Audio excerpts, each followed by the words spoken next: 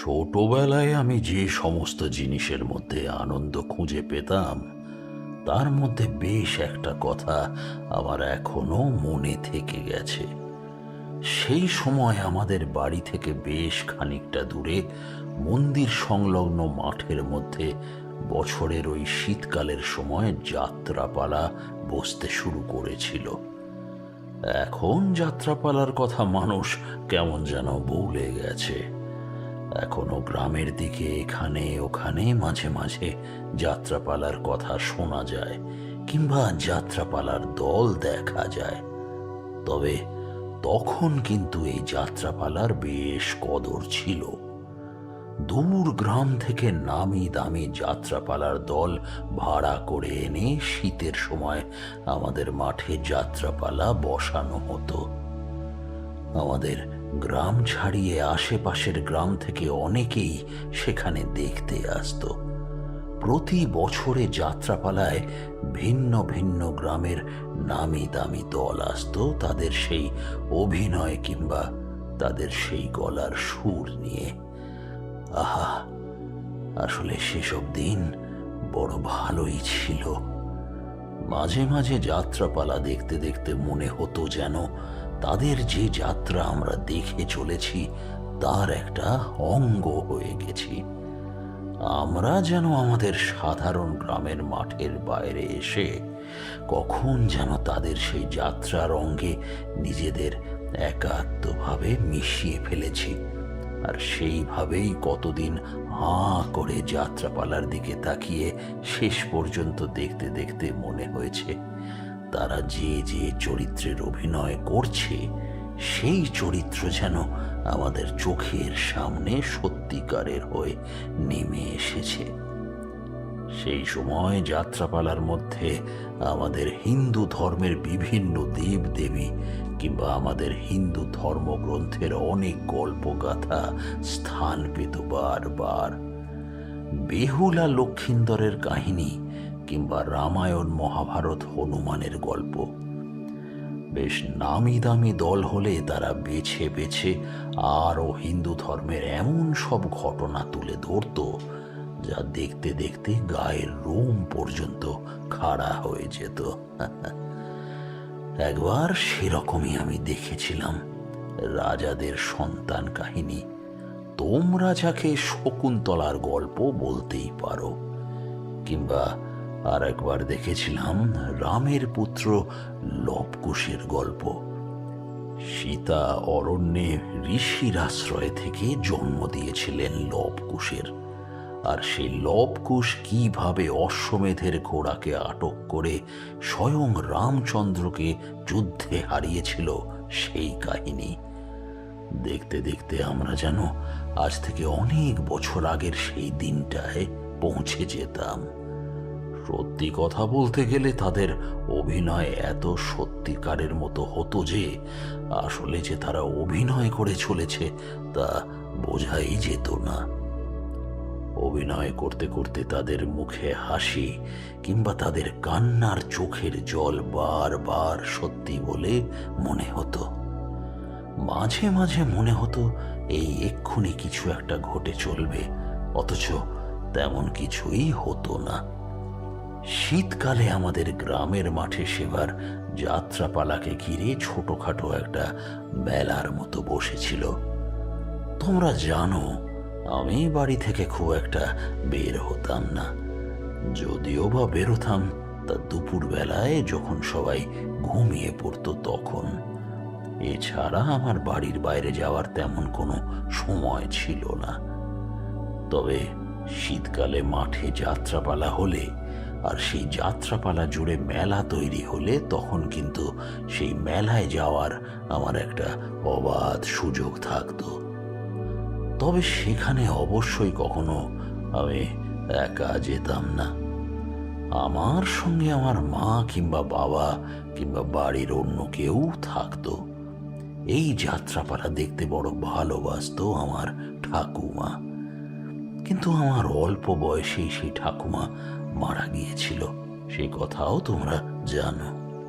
আর সেই সময়ে যে আমাদের বাড়িতে অমর জীবনের প্রথম আবির্ভাব হয়েছিল তা তোমাদের আর নতুন করে বলে দিতে হয় না। সেই সময় থেকেই অমর জীবনের উপর আমার একটা অমোঘ আকর্ষণ জন্মেছিল। জীবনের পরে বহুবার আমি অমর জীবনের সন্ধান করেছি। আসলে সে যে কি, সে কোথা থেকে এসেছে, সে কি কারণেই বা এসেছে, এই সমস্ত বিষয় নিয়ে ছোট থেকেই আমার মাথার মধ্যে একটা ভাবনা তৈরি হয়েছিল। তাই বড় হয়ে যখন সাধনার পথে বেরিয়ে পড়েছিলাম, তখন বারবার অমর জীবন আমায় ফাঁকি দিয়ে আমার আগে কিংবা পরে সেখানে পৌঁছে যেত বারে বারে। এমন ঘটনার সম্মুখীন হয়েছি যেখানে অমর জীবন নিজে গিয়ে আমার আশার আগাম বার্তা তাদের দিয়ে এসেছে। সেই যে সেবার জমিদারের গল্প তোমাদের বলেছিলাম, তার গৃহে অমর জীবন দুবার গিয়েছিল, অথচ সেই দুবারের মধ্যে কোনোবারই আমি নিজে সেখানে উপস্থিত থেকে তাকে দেখতে পাইনি। প্রতিবার আমি গিয়ে পৌঁছেছিলাম সে চলে যাওয়ার পরে। আসলে ছোটবেলা থেকেই বেশ কয়েকটা ঘটনার উপর আমার কেমন একটা অমোঘ আকর্ষণ ছিল। পরবর্তীকালে জীবনে সেই ঘটনাগুলোর আসল রহস্য উদ্ঘাটন করার অনেক চেষ্টা করেও কিন্তু আমি সফল হতে পারিনি। আর সেই সব ঘটনার মধ্যে এমন একটা ঘটনা ছিল যার কথা তোমাদের আমি আজ বলতে চলেছি। এই বিষয় নিয়ে আমি পরে বহু সাধু সন্ন্যাসীর সাথে কথা বলেছিলাম, কিন্তু তার সদুত্তর তারা আমায় কেউ দিতে পারেনি। বরং তারা আমায় যা বলেছিল তাতে সেই রহস্য ঘনীভূত হয়ে উঠেছিল। আসলে আমাদের এই দুনিয়ায় ভাগ্য বিধাতা এমন কিছু মানুষের জন্ম দিয়েছে, তাদের আসল রহস্য সাধারণ মানুষ কখনোই উদ্ঘাটন করতে পারবে না। আমার মনে হয় অমর জীবন ছিল সেই ধরনের একজন মানুষ, যার আসল রহস্য আমি কেন কেউ কখনো উদ্ঘাটন করে উঠতে পারবে না, তা আমি এখনো প্রবলভাবে বিশ্বাস করি। যদি এখনো কোনোদিন আমার সাথে অমর জীবনের সাক্ষাৎ হয়ে যায়, তাহলে দেখব আজও সে সেই 25-26 বছরের একজন যুবক হয়ে বেঁচে আছে। সেইভাবেই সে ঘুরে বেড়াচ্ছে এই দুনিয়ার এখানে ওখানে। কারো না কারোর বাড়ির দাওয়ায় উঠে রাতের বেলা ঘুমিয়ে সে স্বপ্ন দেখতে চাইছে, আর স্বপ্ন দেখার পরে তাদের ভবিষ্যৎ নিয়ে কোনো এক আগাম বার্তা দিয়ে আসছে। আমি শেষবার যখন গৃহে ফিরে এসেছিলাম, তখনকার কথা তোমরা কিছুই জানো না। তবে সেবার গৃহে ফিরে আসার আগে স্বয়ং অমর জীবন আমার গ্রামে এসে বার্তা দিয়ে গিয়েছিল যে আমি গৃহে ফিরে আসছি।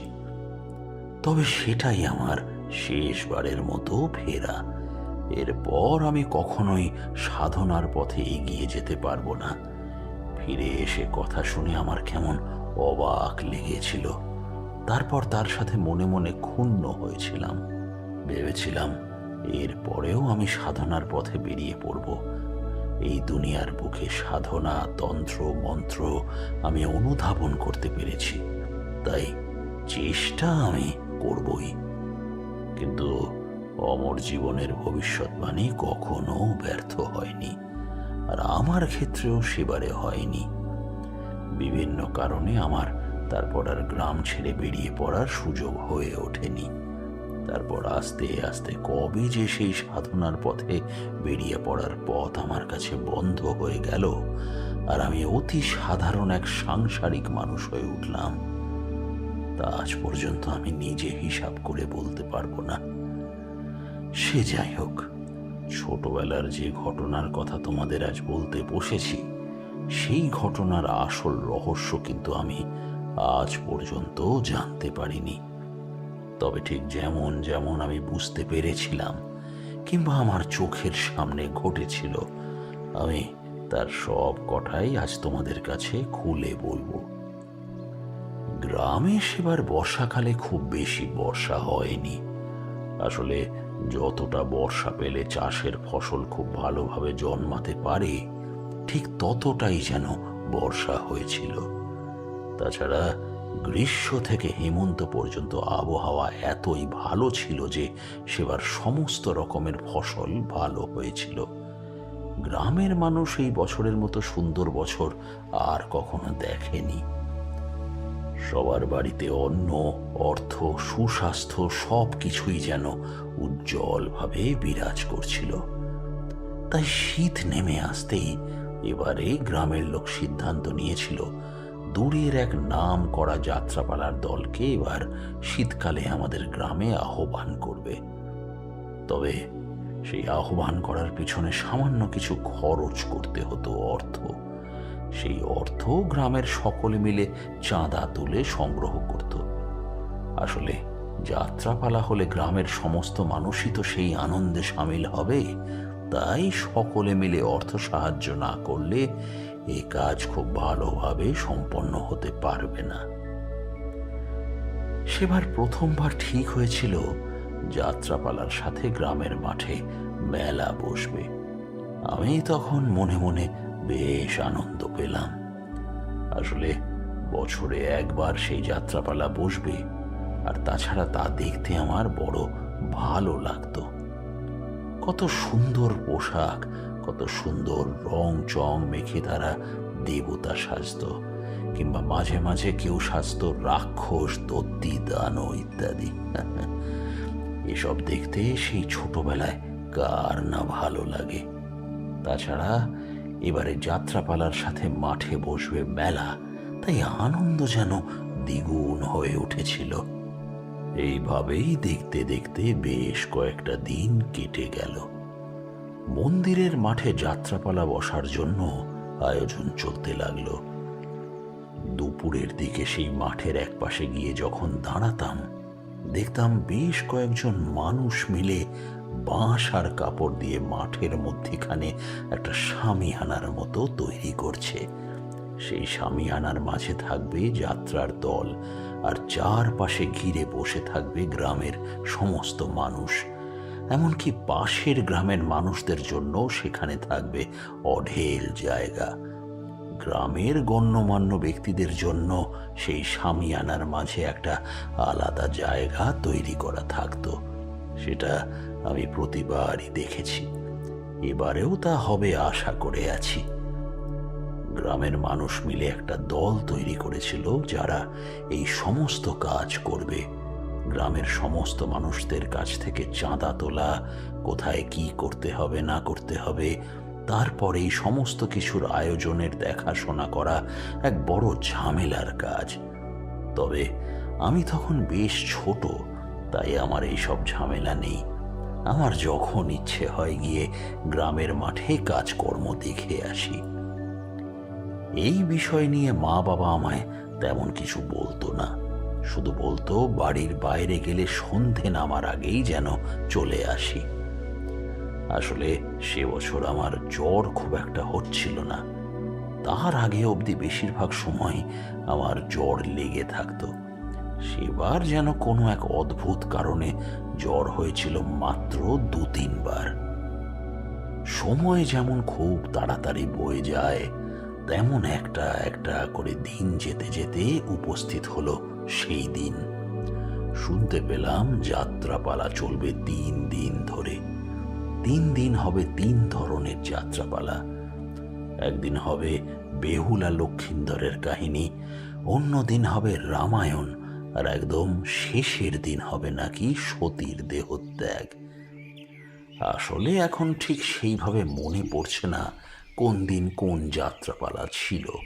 তবে 3 দিন যে 3 রকমের যাত্রাপালা ছিল তা বলতে পারি।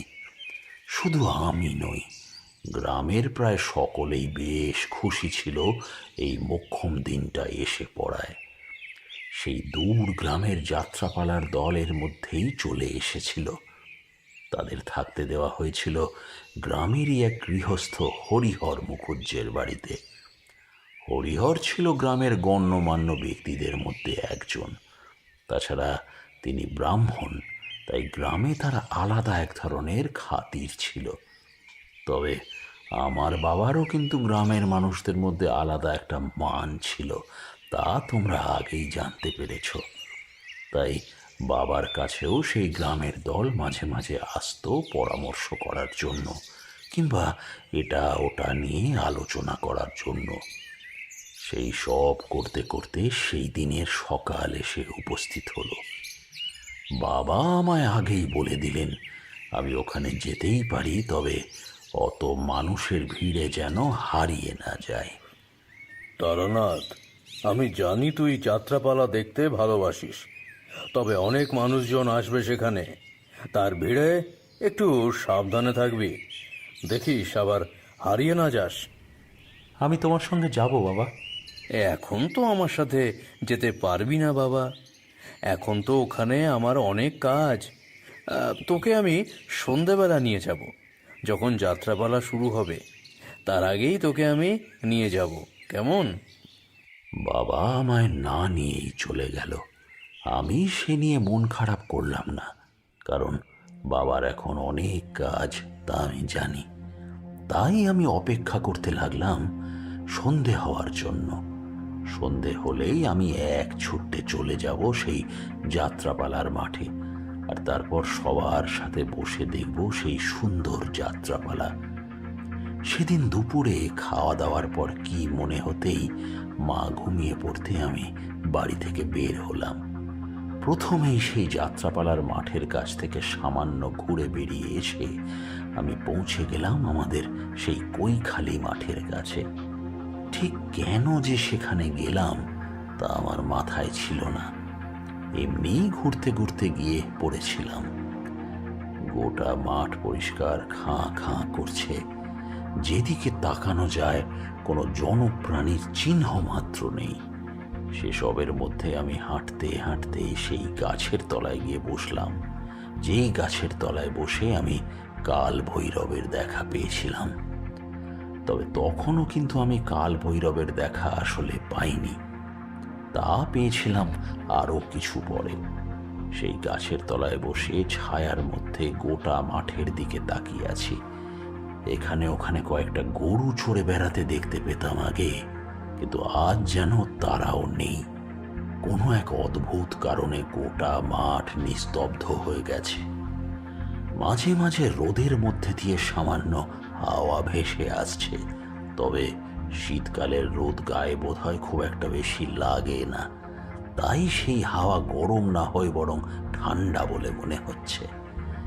আমি গাছের তলায় বসে থাকতে থাকতেই সমান শীত অনুভব করতে পারলাম। মাঠের দিকে তাকিয়ে দেখলাম মাঠের মধ্যে গজিয়ে ওঠা লম্বা সবুজ ঘাসের দল ওই অল্প হাওয়ায় মাঝে মাঝে মাথা নিয়ে নিচ্ছে, আবার তারপর নিজের মতো স্বাভাবিকভাবে উঠে দাঁড়াচ্ছে। সেই দৃশ্যের মধ্যে কিন্তু তেমন কিছু নেই, অথচ আমি সেই দৃশ্য যেন উপলব দৃষ্টিতে তাকিয়ে দেখতে লাগলাম। কেমন যেন মনে হচ্ছিল এই দৃশ্য অতি স্বাভাবিক কোনো দৃশ্য হতে পারে না। তাছাড়া দূরে মাঠের শেষে জঙ্গলের মধ্যে তাকালে এত দূর থেকেও মনে হয় যেন ওই জঙ্গলের আশেপাশে কারা যেন ঘুরে বেড়াচ্ছে। আসলে ছোটবেলা থেকেই আমার মাঝে মাঝে এমন অদ্ভুত সব ভাব হতো। আমার মনে হতো আমি যে সমস্ত কিছু দেখতে পাচ্ছি তা হয়তো সকলেই দেখতে পায়, কিন্তু একটু বড় হওয়ার পরে বুঝতে পেরেছিলাম আসলে আমার সাথে যা হয় তা সবার সাথে হয় না। ওই একটা কারণে আমি বুঝতে পেরেছিলাম আমি সবার থেকে সামান্য আলাদা, আর সেটা বুঝতে পারার পর থেকেই আমি আরো বেশি করে একা থাকতে শুরু করেছিলাম।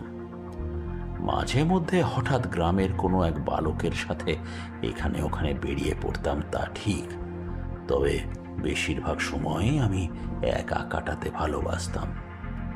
আসলে একা কাটালেই যেন আমার চোখের সামনে নানান অদ্ভুত দৃশ্য এসে ধরা দিত। আমি বসে থাকতে থাকতে আকাশের দিকে তাকিয়ে দেখতে পেতাম আকাশের গায়ে যেন একটা অদ্ভুত বাগান তৈরি হয়ে গেছে।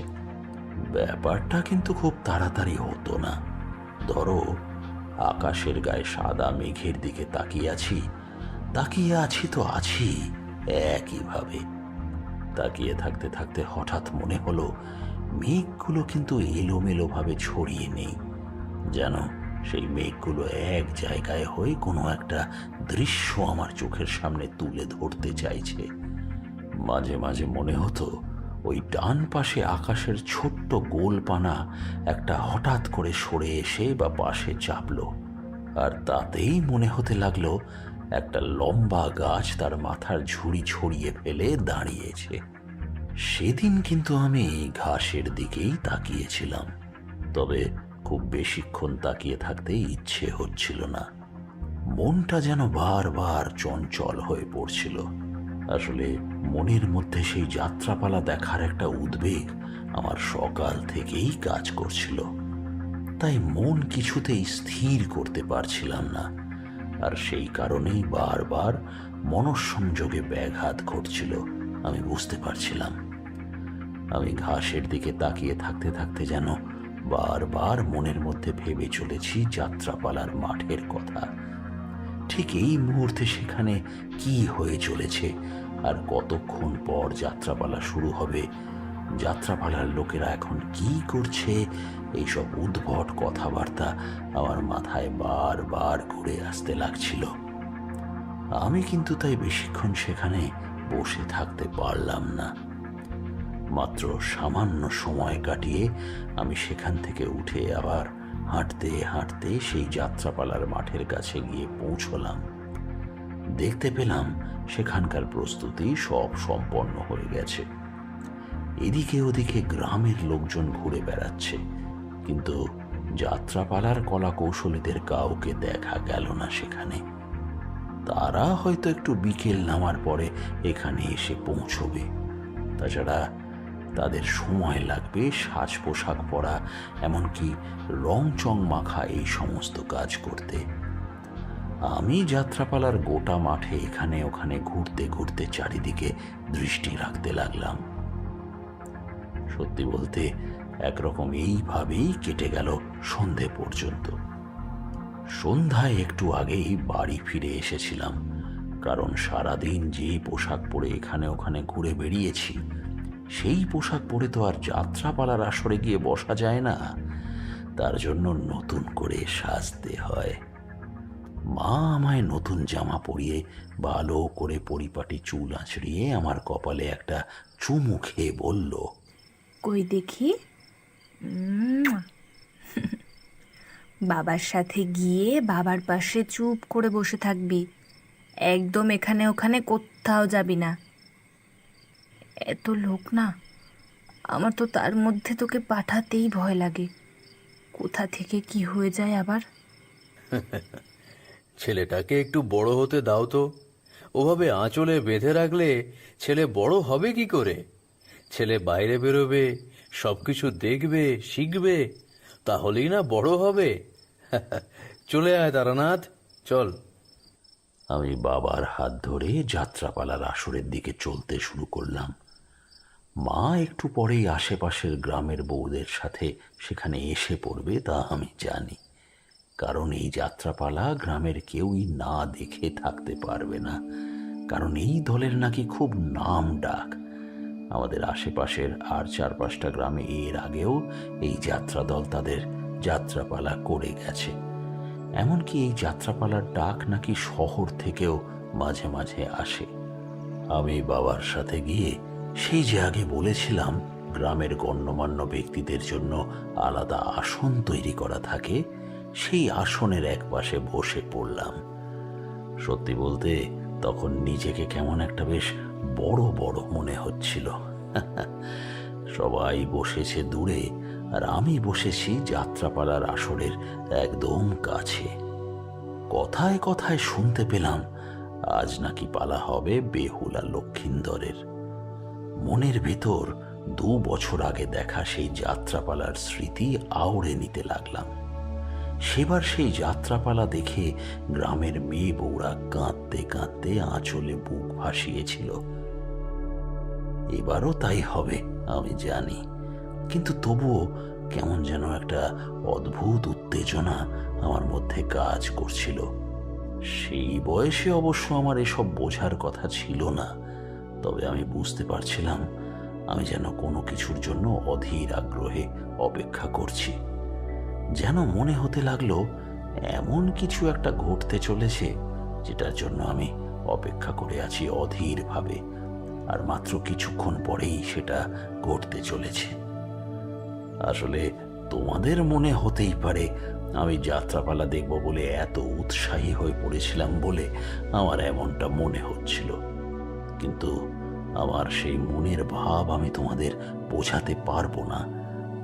একদিকে যাত্রাপালা দেখার জন্য উৎসাহ, আর অন্যদিকে বারবার মনে হচ্ছিল যেন একটু পরে কিছু একটা ঘটতে চলেছে, এমন কিছু একটা ঘটতে চলেছে যেটার জন্য আমি মোটেই প্রস্তুত নই।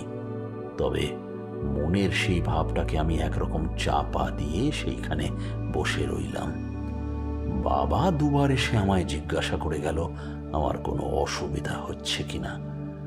আমার কোনো অসুবিধা হচ্ছিল না, বরং আমার ভালোই লাগছিল। দেখতে দেখতে এদিক ওদিক গ্রামের লোক, এমনকি আশেপাশের গ্রামের লোকেতে ভরে গেল। কচি কাচার দল এখানে ওখানে ছুটে বেড়াতে লাগলো।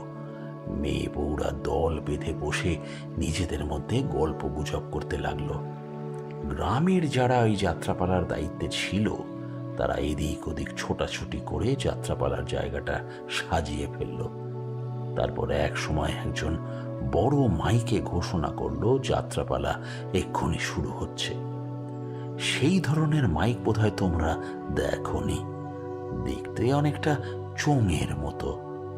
এক হাত দিয়ে ধরে সেই চোঙের ছোট্ট মুখে কথা বললে সামনের বড় মুখ দিয়ে সেই শব্দ আরো জোরে বেরিয়ে আসে। এখন তো তোমাদের কত কিছু হয়েছে, বিজলি বাতি হয়েছে, বিদ্যুৎ হয়েছে, তখন তো আর এসব ছিল না। তখন এইভাবেই মাইকের ব্যবহার করা হতো। মাইক হাতে যে ঘোষণা করছিল সে বারবার বলতে লাগলো এক্ষুনি যাত্রাপালা শুরু হবে। তাছাড়া যাত্রাপালার নামটাও সে বারবার বলে দিচ্ছিল। এইভাবেই সে লোক জড়ো করছিল। আসলে যাত্রাপালার মাঠে টাঙিয়ে রাখা শামিয়ানার নিচের বস্তায় লোক বসতে বসতে এক সময় গোটা জায়গাটা ভরে উঠল। তারপর দেখতে পেলাম মাঠের একদিক দিয়ে বেশ কিছু লোক মিলে আগলে আগলে নিয়ে আসছে সেই নাম করা যাত্রাপালার দলকে। তাদের পরনের সাজ পোশাক আর মুখে মাখা রং চঙে ব্যাপারটা আমি এত দূর থেকেও সামান্য বুঝতে পারছিলাম, কারণ তখন চারিদিকে হাজার বাতি লাগানো হয়েছে। তারা ধীরে ধীরে এসে সেই যাত্রাপালার ঠিক মাঝখানের জায়গাটায় জড়ো হলো। আমি বুঝতে পারলাম সময় আসন্ন। কিছু সময় পরে শুরু হলো যাত্রাপালা। যেমন ভেবেছিলাম ঠিক তাই হলো। 2 বছর আগে যেমন বেহুলা লক্ষিন্দরের পালা দেখেছিলাম, এই পালা হলো তার চেয়েও আরো ভালো।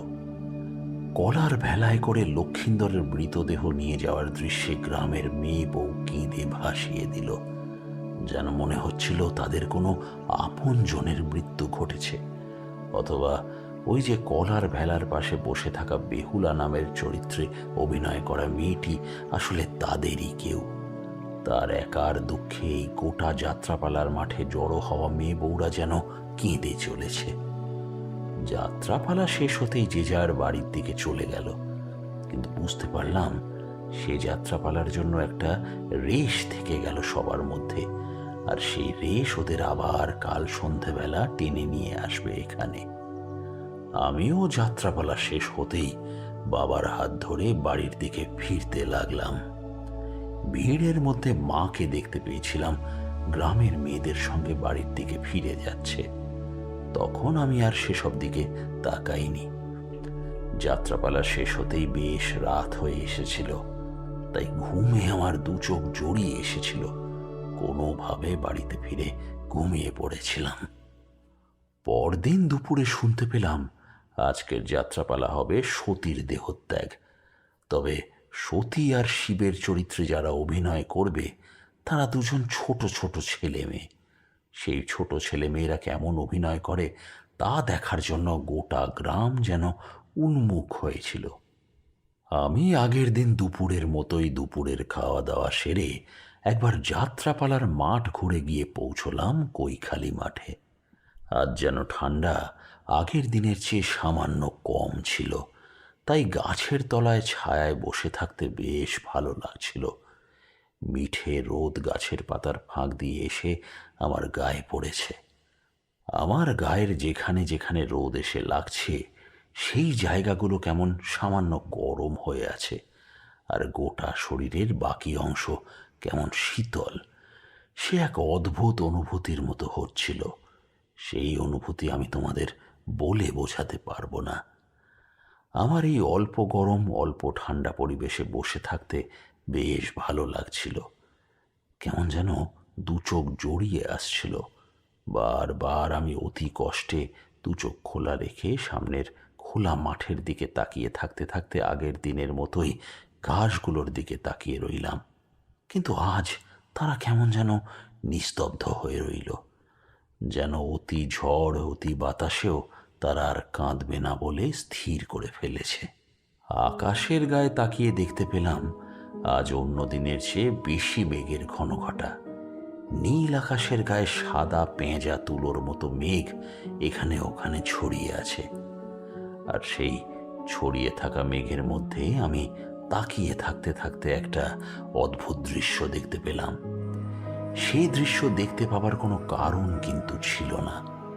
মাঝে মাঝে এমন হয়, আমি যেটা ভাবি বা যা নিয়ে মনে মনে ভাবতে চলেছি তেমন কিছুই আমি সামনে থেকে দেখতে পাই। কিন্তু সেদিন আমি যা দেখেছিলাম তা কিন্তু আমি তার আগে ভাবিনি, এমনকি এর আগে কোনোদিন সেই দৃশ্যের কথা আমার মাথাতেও আসেনি। সে দৃশ্য আমি দেখেছিলাম এবং তার ব্যাপারে খুব ভালোভাবে জেনেছিলাম আরও পরে। তবে সেদিন সেই একা কৈখালি মাঠের মধ্যে সেই দৃশ্য আমি কেন দেখতে পেলাম তার উত্তর আজও আমি খুঁজে পাইনি। আমি সাদা পেঁজা তুলোর মতো মেঘের মধ্যে তাকিয়ে তাকিয়ে দেখতে পেলাম যেন সেই মেঘের মধ্যে একটা মানুষ এসে দাঁড়িয়েছে। একটা লম্বা চওড়া মানুষ আকাশের গায়ে মেঘের মধ্যে নিজেকে ফুটিয়ে তুলেছে আমার চোখের সামনে। আরও ভালোভাবে তাকিয়ে থাকতে থাকতে সেই মানুষটার শরীরের অনেক বিবরণ আমি স্পষ্টভাবে দেখতে পেলাম। আসলে সেদিন সেই মেঘের মধ্যে আমি দেখতে পেয়েছিলাম পরমেশ্বর মহাদেবকে। প্রথমে অতটা বুঝতে পারিনি, তবে আরও একটু পরে যখন স্পষ্টভাবে দেখতে পেলাম তখন বুঝতে পারলাম তার মাথার উপরে একটা আধখানা চাঁদ রয়েছে। তার গলার সামনের দিকে ঝুলছে রুদ্রাক্ষের মালা। তার গলায় জড়িয়ে আছে একটা মস্ত সাপ। এছাড়া আরও যেটা দেখতে পেলাম সেটা দেখতে পেয়েই আরও কেমন যেন অবাক লাগলো। তার এক হাতে ধরা ত্রিশূলের মধ্যে ঝোলানো রয়েছে একটা ডুগডুগি, অন্য হাতে তিনি তার পিঠের উপর শুইয়ে রেখেছেন এক নারীকে। আসলে তোমাদের এইভাবে বললে তোমরা হয়তো ভাববে ওই মেঘের মধ্যে আমি কিভাবে এত কিছু দেখতে পাচ্ছিলাম, কিন্তু তোমাদের যা বলে চলেছি তা কিন্তু মিথ্যে নয়। যা সত্যি হয়েছিল তাই আমি তোমাদের বলে চলেছি। আমি দেখতে পেলাম তার পিঠের উপর এড়িয়ে থাকা এক নারী। সেই নারীর পরনে এক সাদা রঙের শাড়ি। তার মাথার চুল পিছনের দিকে ঝুলছে, দুই চোখ বোঝা। মহাদেবের দু চোখে সে কি ভীষণ রাগ। আমার বারবার মনে হতে লাগলো মেঘের মধ্যে এত স্পষ্টভাবে এত কিছু দেখা কিভাবে সম্ভব, কিন্তু সেই অসম্ভব যেন কোনো এক অদ্ভুত উপায়ে সম্ভব হয়ে চলেছিল। আর তারপর আমি যা দেখতে পেলাম তা আরো ভয়ঙ্কর। আমি দেখতে পেলাম আকাশের গায়ে জমে থাকা মেঘগুলো তখন আর মেঘ নয়, যেন একটা গোটা পাহাড় হয়ে উঠেছে। আর সেই পাহাড়ের গায়ে হাঁটতে হাঁটতে উপরের দিকে উঠে যাচ্ছে মহাদেব, আর তার পিঠে এলিয়ে পড়ে আছেন এক নারী। দৃশ্যটা আমি কতক্ষণ দেখতে পেয়েছিলাম মনে নেই। একভাবে আকাশের দিকে তাকিয়ে যে আমি দেখছিলাম তা আমি এখনো বলতে পারি। কোথা থেকে ছুটে আসা একটা অল্প ঠান্ডা বাতাস আমার চোখে মুখে এসে বারবার লাগছিল, কিন্তু আমি একবারও চোখ বন্ধ না করে এক দৃষ্টে সেদিকে তাকিয়ে দেখে চলেছিলাম এক আশ্চর্য ঘটনা। আমি আকাশের পশ্চিম কোণে এই দৃশ্য দেখতে শুরু করেছিলাম, কিন্তু যখন আমার দৃশ্য দেখা শেষ হলো তখন আমি বুঝতে পারলাম আমার চোখ যেন আমার অজান্তেই চলে এসেছে পূবের দিকের কোণে। যখন আমার ঘোর ভাঙল তখন চারিদিকে তাকিয়ে দেখি বিকেল হয়ে এসেছে।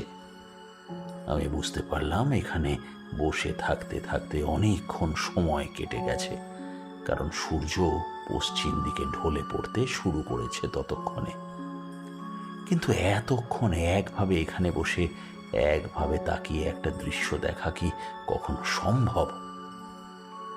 আমি তাড়াতাড়ি সেই গাছের ছায়া থেকে উঠে দাঁড়াতে যাব, এমন সময় হঠাৎ আমার মাথাটা ঘুরে উঠল। তবে সে সামান্য সময়ের জন্য। আমি টাল খেয়ে মাটিতে পড়ে যেতে যেতে দু হাত দিয়ে মাটি স্পর্শ করে নিজেকে সামলিয়ে নিলাম। তারপর উঠে দাঁড়িয়ে অতি স্বাভাবিকভাবেই কিছুক্ষণ যেন সময় নিলাম নিজেকে ধাতস্থ করবার জন্য। বাড়ি ফিরে গিয়ে কিন্তু এই বিষয়ে কাউকেই কিছু বললাম না। আমি জানতাম এই বিষয়ে কাউকে কিছু বললে আবার আমার বাড়ি থেকে বেরিয়ে আসা বন্ধ হয়ে যাবে। আসলে যে আমি কি দেখেছিলাম তখনও সেটা জানতাম না, যা জানতাম তা অতি ভাষা। সেদিন সন্ধেবেলা যাত্রাপালার আসরে বসে আমি তখন সতীর দেহত্যাগের পালা দেখলাম। তখনই দেখতে দেখতে আমার গোটা শরীরে রোম খাড়া হয়ে এসেছিল। আজ দুপুরে কৈখালি মাঠে বসে আমি ঠিক এই দৃশ্যটাই দেখতে পেয়েছিলাম।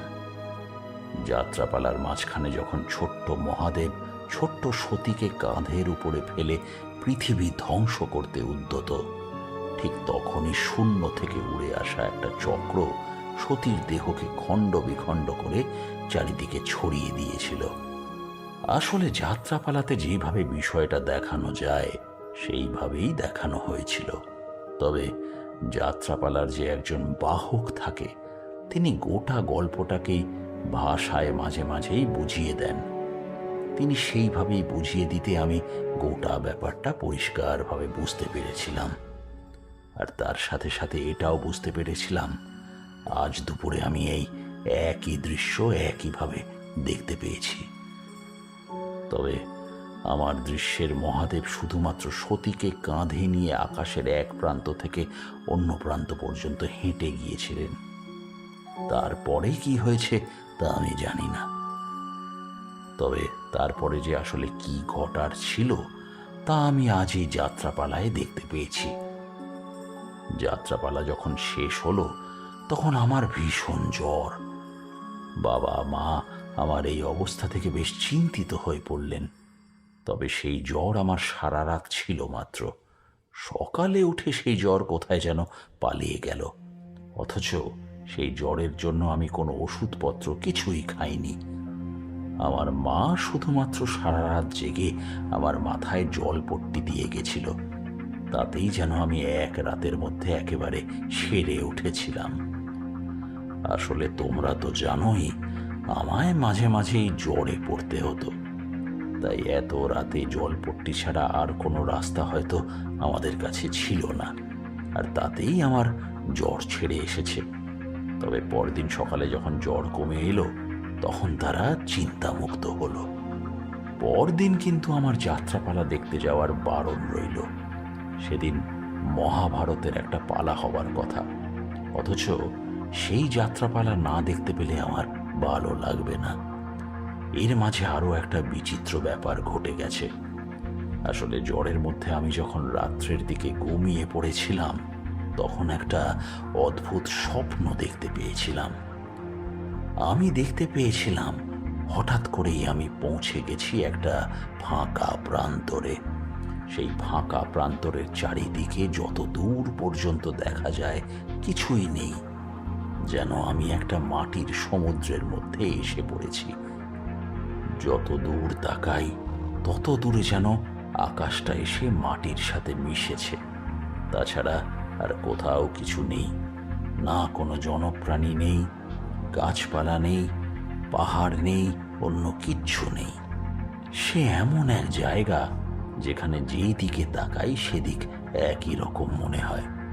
যেন একটা পাতা মাটির প্লেটের উপর কেউ একটা গোল কাঁচের বাটি চাপা দিয়ে গেছে। সেই কাঁচের বাটিটা আসলে আকাশের মতো দেখতে, আর তার মধ্যে আটকা পড়ে গেছি আমি।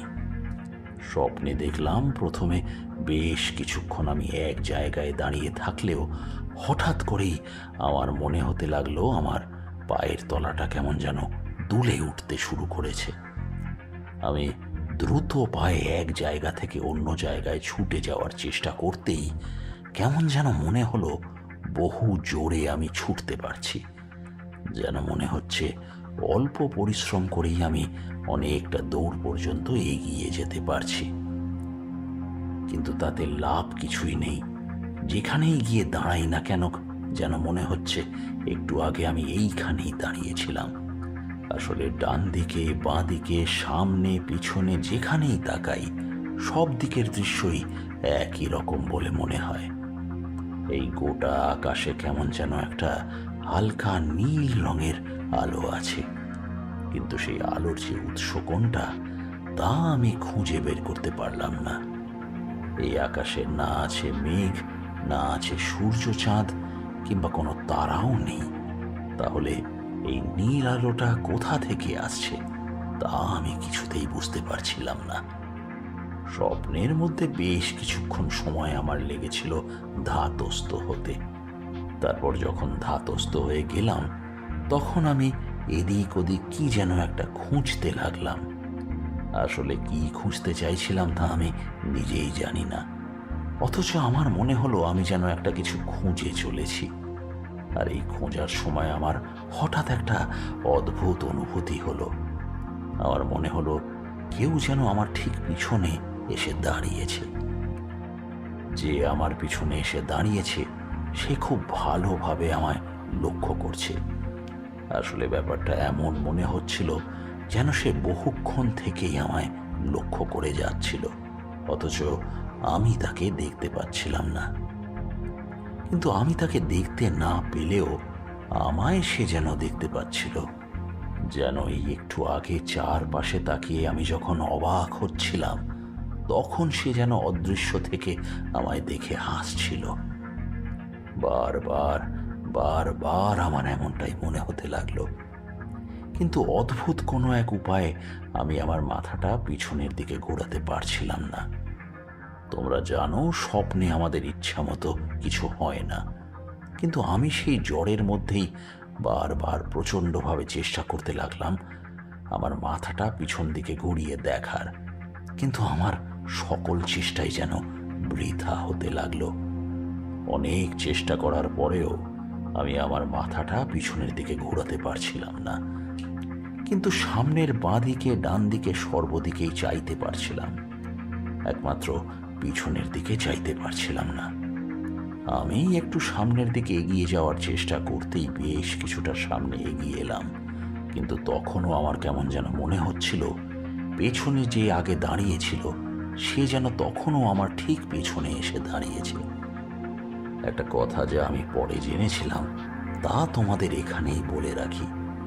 ঘুমের মধ্যে সেই রাত্রে, মানে যখন আমি সেই স্বপ্নটা দেখছিলাম, তখন নাকি আমি কেমন ছটফট করতে শুরু করেছিলাম।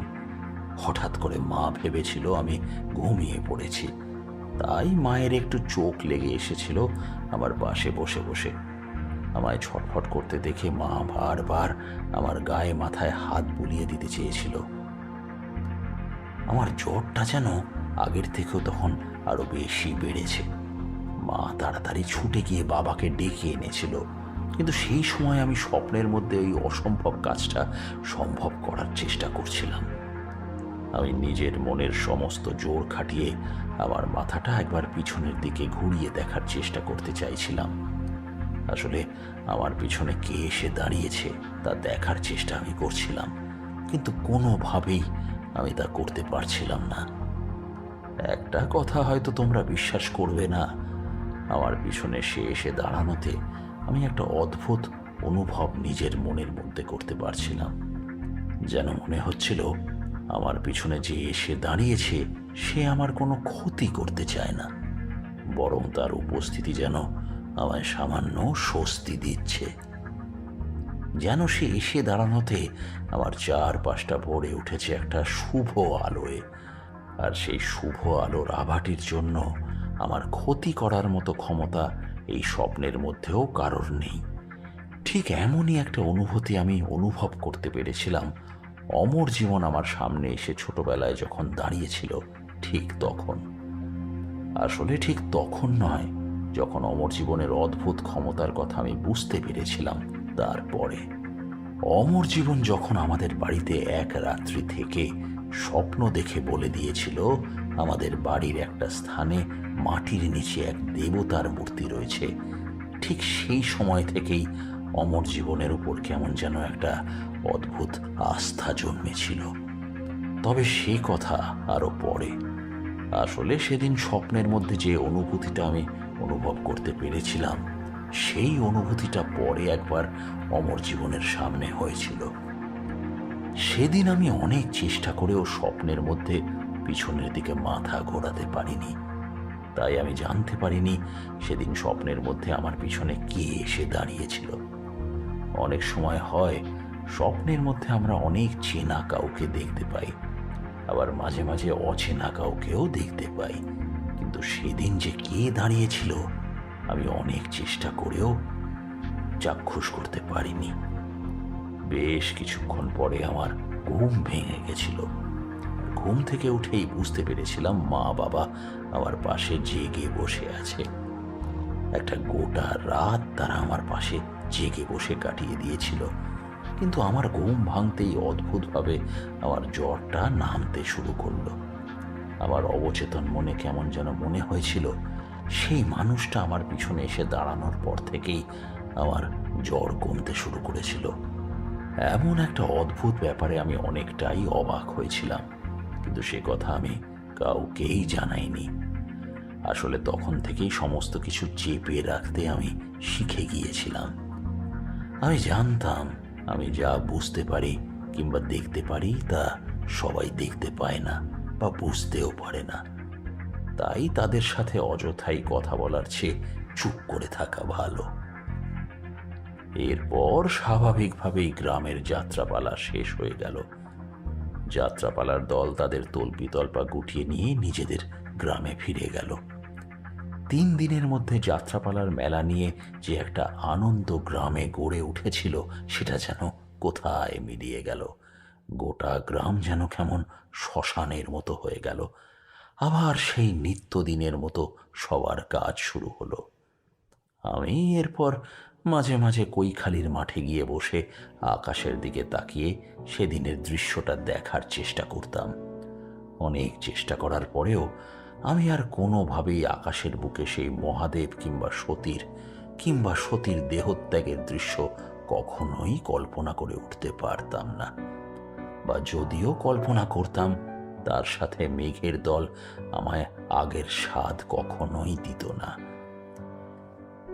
কেমন যেন ওই মাত্র একটা দিনের জন্য ওই গোটা ঘটনা আমার চোখের সামনে ধরা দিয়েছিল, আর তার সাথে সেই একটা অদ্ভুত স্বপ্ন। এরপর 2-1 বছর কেটে গেল। আমিও একটু একটু করে বড় হতে লাগলাম। তবে তখনও আমি এই সমস্ত কিছু ছেড়ে সাধনার পথে চলে যাওয়ার সিদ্ধান্ত নিতে পারিনি। তার মধ্যেই আমার কাল ভৈরবের সাথে দেখা হয়ে গেছে। আর কাল ভৈরবের সাথে দেখা হওয়ার পর থেকেই বাড়িতে আমার কিছুতেই মন বসতো না, তা তোমরা জানো। বারবার মনে হতো এই সমস্ত কিছু ছেড়ে বেরিয়ে পড়ব। তেমনই এক রাতে আমি ঘুমিয়ে রয়েছি, আর সেদিন রাতেই হঠাৎ করে আমার আবার সেই প্রবল জ্বর এলো। ঘুমের মধ্যে আমি বুঝতে পারলাম আমার জ্বর এসেছে, আর আমার মা আমার সারা গায়ে হাত বুলিয়ে দিচ্ছে। মাঝে মাঝে মাথার উপর ঠান্ডা অনুভব আমায় বুঝিয়ে দিচ্ছিল আমার মাথার উপর জলপট্টি দেওয়া হয়েছে। সেই দিনও সেই প্রবল ঝড়ের মধ্যে ঘুমিয়ে পড়তে আমি আগের বারের মতোই সেই স্বপ্নটা দেখতে পেলাম। সেই একটা ফাঁকা ধু ধু প্রান্তর, আর সেই প্রান্তরের উপরে কেউ যেন একটা গোল কাঁচের বাটির মতো আকাশটাকে বসিয়ে দিয়েছে, আর তার মাঝখানে আটকা পড়ে গেছি আমি। সেদিন স্বপ্নটা দেখার সাথে সাথেই আমি কেমন যেন বদ্ধপরিকর হয়ে গেলাম, আজ আমায় স্বপ্ন দেখতেই হবে। আমি বুঝতে পারছিলাম একটু পরেই আমার পিছনে এসে দাঁড়াবে সে, আর তারপরেই আমি অনেক চেষ্টা করেও মাথা পিছনের দিকে ঘুরিয়ে তাকে দেখতে পাবো না।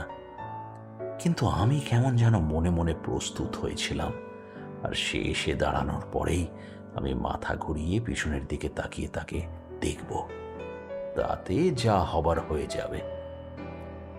মাথা ঘুরিয়ে পিছনের দিকে তাকিয়ে আমি যা দেখতে পাবো তার জন্য আমি প্রস্তুত না থাকলেও কেমন যেন নিজের মনকে তৈরি করে রেখেছিলাম অদ্ভুত কিছু দেখার জন্য। আবার আগের দিনের মতোই আমি একটু একটু করে সামনে কিছুটা এগিয়ে যেতেই বুঝতে পারলাম আমার পিছনে কেউ এসে দাঁড়িয়েছে।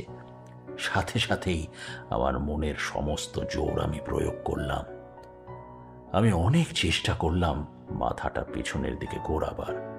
আমি বুঝতে পারলাম স্বপ্নের মধ্যেই আমার চোখের কোণ বেয়ে আসছে জল।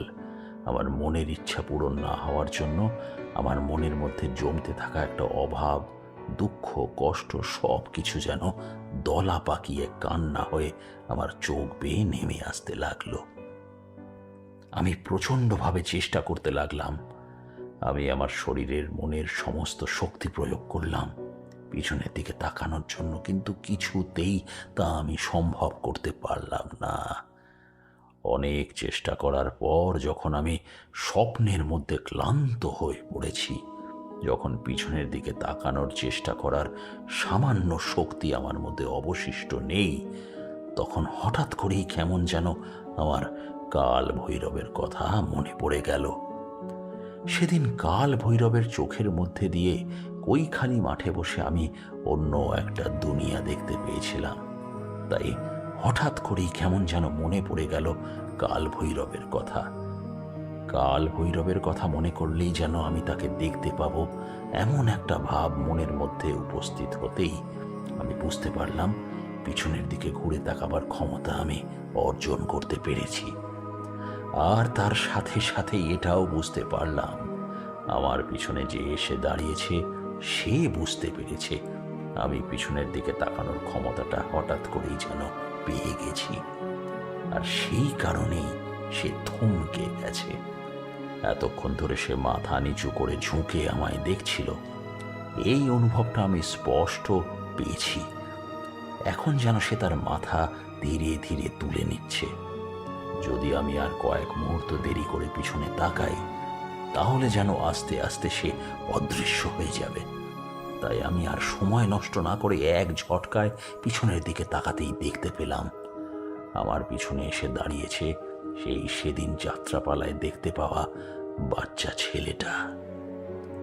যে ছেলেটাকে আমি সেদিন মহাদেবের চরিত্রে অভিনয় করতে দেখেছি, সেই ছেলেটাই আমার পিছনে এসে দাঁড়িয়েছে।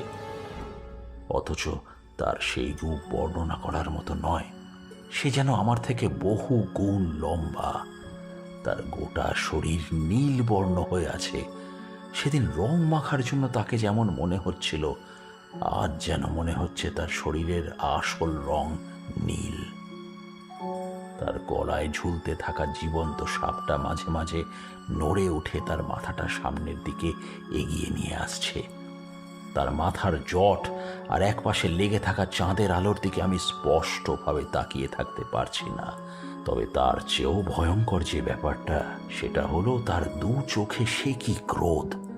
তার এক হাতে ত্রিশূলটা মাটির উপরে যেন গেঁথে বসে গেছে। তার এক হাতে ত্রিশূল আর অন্য হাতে সে জড়িয়ে রেখেছে তার কাঁধে ফেলা এক নারীকে। সেই নারীর পরনে সাধারণ লাল পেড়ে শাড়ি, তার পায়ে আলতা মাখানো, আর গোটা শরীর ধবধবে সাদা। তার শান্ত মুখ বন্ধ হয়ে আছে, কিন্তু সেই বাচ্চা ছেলেটার মুখের দিকে তাকাতেই আমি ভয়ে শিউরে উঠলাম। তার দু চোখ দিয়ে যেন আগুন বেরিয়ে আসছে। আমি পিছন ফিরে তাকাতে সে যেন রুষ্ট হয়েছে, আর তখনই দেখতে পেলাম সে তার ডান পাটা আস্তে আস্তে উপরের দিকে তুলে মাটির মধ্যে একটা আঘাত করতেই যেন চারপাশের মাটিতে হঠাৎ ভূমিকম্প শুরু হলো। আমি দেখতে পেলাম চারপাশের মাটি ফাটতে শুরু করেছে। ফাটতে ফাটতে মাটি একসময় নিচের দিকে নেমে যেতে শুরু করলো, আর তার সাথে আমি টাল সামলাতে না পেরে সেই মাটি ফাটলের গভীরে তলিয়ে যেতে শুরু করলাম। তলিয়ে যেতে যেতেই একসময় যেন আমার ঘুমটা ভেঙে গেল। ঘুম ভেঙেই বুঝতে পারলাম আমার গায়ে প্রবল জ্বর। পরে মা বলেছিল আমি নাকি ঘুমের ঘোরে বিড়বিড় করে কি সব বলছিলাম, তার কোনো অর্থই মা বুঝতে পারেনি। সেই জ্বর ছাড়াতে আমার বেশ সময় লেগেছিল, তবে এরপরে কখনোই সেই একই দৃশ্য আমি আর দেখিনি। তবে এই ঘটনার কোনো অর্থ আমি খুঁজে পাইনি। বহু বছর পরে অনেক সাধু সঙ্গের কাছে আমি এই ঘটনার বর্ণনা করেছিলাম, তবে তারা বলেছিল কোনো এক মাহেন্দ্রক্ষণে আমার জীবনে স্বপ্নের সাথে অন্য কোনো এক জগতের কোনো একটা পথ তৈরি হয়ে গেছিল। সেই পথে স্বপ্নের মাধ্যমে আমি গিয়ে পড়েছিলাম এমন এক সময়, যে সময় মহাদেব রুষ্ট হয়ে পৃথিবী ধ্বংস করতে উদ্যত হয়েছিলেন। মহাদেবের সেই রোষানলের সামনে আমি পড়েছিলাম, আর তাই তার পায়ের আঘাতে পৃথিবী ফেটে গিয়ে তার ভূগর্ভে আমি পতিত হয়েছিলাম। কিন্তু সেই মহাদেবের মুখের জায়গায় সেই বাচ্চা ছেলেটার মুখটা আমি কেন দেখতে পেয়েছিলাম, তার উত্তর আমায় কেউ দিতে পারেনি। এমনকি এর উত্তর আমার আজও জানা নেই।